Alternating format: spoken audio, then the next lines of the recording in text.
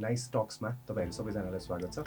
हामीहरु आज 5औं श्रृंखलामा छौं र आज हामीहरु प्रहरी सेवा र केन्द्रित रहेर आजको हाम्रो छलफल गर्नेछौं। हाम्रो समक्ष आज उपस्थित हुनुहुन्छ doctor Ganesh Regmi. Police word itself contains P means polite. Okay. Polite हुनु पर्यो. O means obedient. L loyal. I intelligent. You have to be intelligent, clever. E efficient. प्रहरी सेवामा प्रवेश गर्ने मोटिभेसन चाहिँ कहाँबाट प्राप्त गर्नुभयो र तपाईको मोटिभेसन के थियो? हाम्रो पालामा चाहिँ गाउँबाट आइयो, काठमाडौँ पढिन्थ्यो, यो नेपाल क्याम्पसमा पढ्दै थियौँ।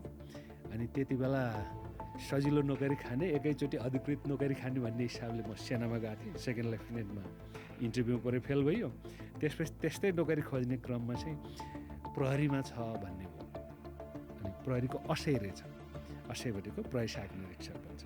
अनि यो पनि त्यस्तै हो भन्ने लाग्यो। अनि हाम्रो साथीहरू नै त्यता गयौँ। तपाईले सजेस्ट गर्नु पर्यो भने कुन चाहिँ सेवामा जाने हो? म नेपाली सेनामा जाउँ कि अथवा म एपीएफमा अप्लाई गरौँ, नेपाल प्रहरीमा अप्लाई गरौँ, अनुसन्धानतिर अप्लाई गरौँ भनेर जो अलिकति कन्फ्युज्ड हुनुहुन्छ उहाँलाई चाहिँ तपाईले थोरै सजेसन दिनु पर्यो भने?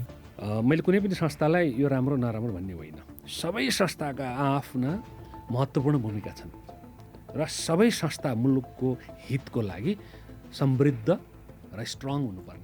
सब इन्सपेक्टर पोजिसन र इन्सपेक्टर पोजिसनमा चाहिँ तपाईँ एन्टर गर्न सक्नु। एन्ट्री प्रोसेस कस्तो छ नेपाल प्रहरीको?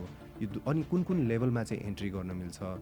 न्यूनतम योग्यता के डिमान्ड गर्छ? If anyone is interested to play with dangers every day within the city, army is they fight, they do war in specific time, but police is supposed to do battle every day in the street, in the city. म प्रहरीको सबैभन्दा माथिल्लो पोस्टमा पुग्छु भनेर कसैले यदि am राख्नु, अहिलेको हकमा इन्सपेक्टरबाट कम्पिटिसन लड्दैन। एउटा गीत छ नि, के पुगेन यो बैँसले भन्ने एउटा गीत छ नि, कसको हो त्यो? मैले पुगेन यो दर्जाले भन्ने फिल भयो मलाई। अनि मैले त्यही चाहिँ एकदम नगदे बालीको मास्टर्स गर्ने भनेर मैले एलएलएम गरेँ। ओके, त्यसपछि मैले पिएचडी गरेँ। ल हेर्नुहोस् है, एकदम ध्यान दिनुहोस्, जो आफ्नो वृत्ति विकासको लागि प्रतिबद्ध छ, कमिटेड छ, त्यसलाई प्रहरीमा त्यो गर्ने अवसर दिइन्छ। संसार हेरेको छु यही संस्थाको सेवाबाट।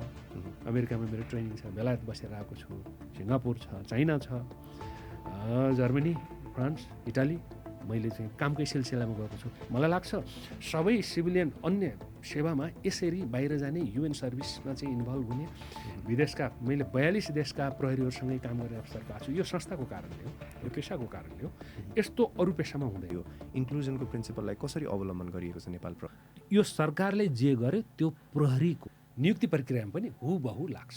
तर